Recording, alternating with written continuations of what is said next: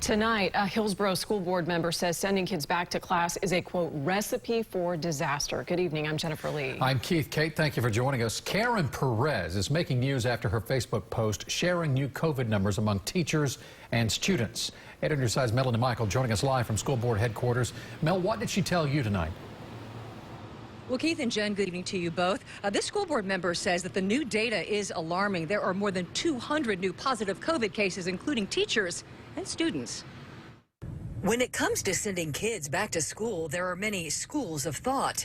This hot button issue has brought about an emotional response, with countless teachers worried and scared. Board member Karen Perez was listening closely as longtime educators shared their concerns.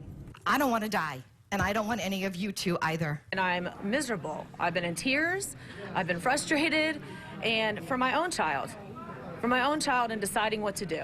Teachers lined up one by one Thursday night, begging board members to delay the school start date by 2 weeks, which passed with a unanimous vote.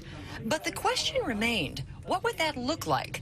One option board members are considering would have students and faculty starting school in late August from home with 9 weeks of e-learning, allowing campuses to properly prepare with training for teachers. So when these teachers are speaking to us, and they're saying this is what we need, we really, really need to listen to those that are in that classroom. Board member Perez says sending kids back to class right now is a, quote, recipe for disaster. In a Facebook post, she wrote in part, I just received this information and feel it's my responsibility to disclose. To date, we have had 206 positive cases in Hillsborough County Public Schools. Of these cases, 5 have been students. This before we even open our schools to students.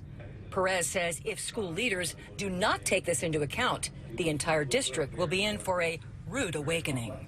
I believe that we're going to have a pandemic and a pandemic in our school systems. And those school board members will take up a final vote on the school format in the new year coming up in just 2 short weeks. I'm Melanie Michael, 8 on your side.